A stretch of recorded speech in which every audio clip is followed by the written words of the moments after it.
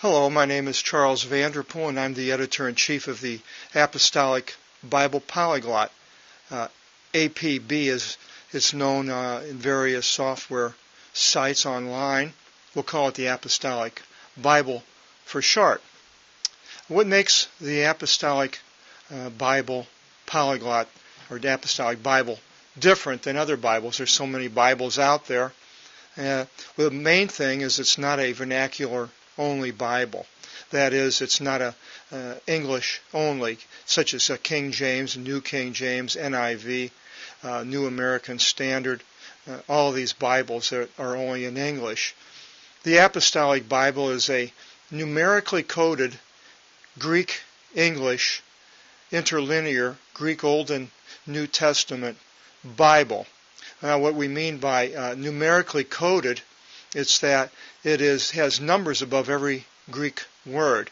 The numbering system is called the Apostolic Bible Strong's numbering system. It's an adaptation of James Strong's 19th century numbering of the Greek New Testament and the Hebrew Old Testament. He never numerically coded the Greek Old Testament, called the Septuagint, but it is now coded in the Apostolic Bible with a numbering system in the Greek Old Testament that coincides to the New.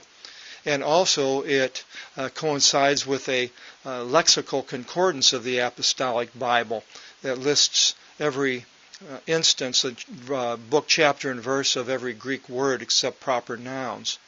And it also coincides to a English-Greek index. So you can look up an English word such as sin, and it will tell you the Greek word or words and the number.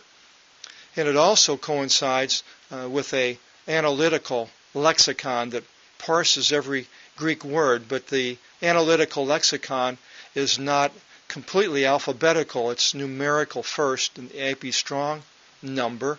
You look up the AB Strong number, and then it will show all the various parsings for that particular word, rather than having to really know Greek, and every other analytical lexicon is completely alphabetical.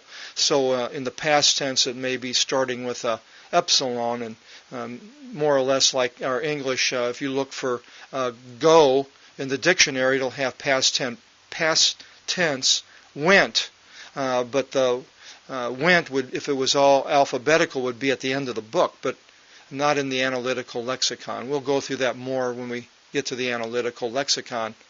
And the analytical lexicon is also tied into a grammar of the Apostolic Bible. One of the greatest advantages in using the Apostolic Bible is the wonderful correlation between the Greek Old and New Testament words. So you can look up a New Testament word, its number, and go back into the Old Testament and find how the word was used in the Old Testament, and all this information of the context of that word will give you more information for the New Testament usage, and vice versa. For example, in 2 Corinthians 5:21, it says in the King James, "He has made him to be sin for us." Amartian is the word for sin, number 266 in the AB Strong numbering system. But in Leviticus, especially 4:8, it says, "all the fat of the calf of the one of the sin offering," the amartian.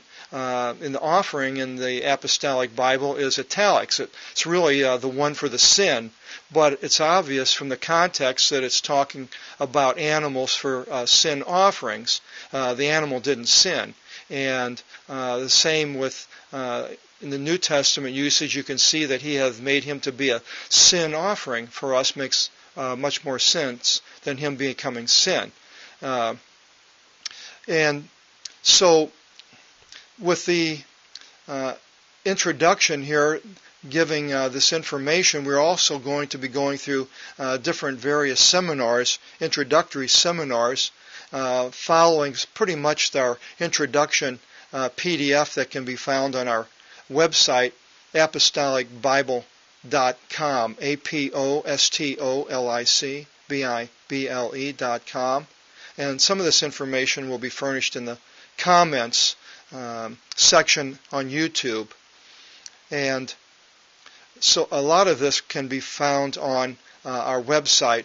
We actually have seminars of about, I think, 12 or 13 books of the Bible already done, where you can learn a lot of Greek grammar by going through them. And the first seminar that we'll be starting up now with YouTube in high definition will be the book of Genesis. And we're going by authors, so the first author there would be Moses, of course, in the first 5 books attributed to Moses.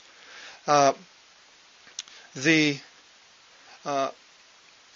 introductory seminars, as I said, they'll follow the introduction PDF found on the website, and we'll be have seminars going through the Greek scriptures, the canon of the Greek Bible, the Apostolic Bible text, how it is used and formed, the Apostolic Bible structure itself. The text is where the Apostolic Bible text came from, and the structure is like sections, chapters, verses, and so forth.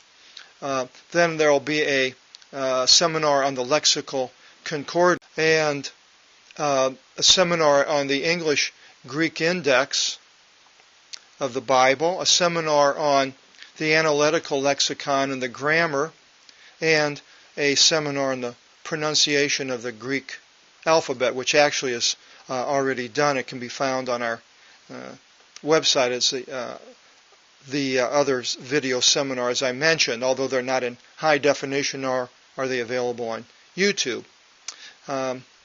Then we will be going through chapter by chapter video seminars featuring the certain Greek parts of speech in every seminar, such as verbs, nouns, prepositions.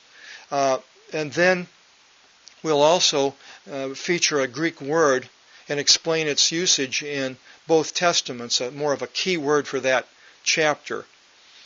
And during these seminars, you'll see we'll highlight certain words or numbers of certain Greek words that appear in our book, English Derivatives of the Greek New Testament, which can be purchased on our bookstore. And the words that are found in that book, such as number 2239, the Greek word ethos, we see the English word is ethics. So we hope that you'll join us with these chapter by chapter seminars, and we hope to see you then. God bless.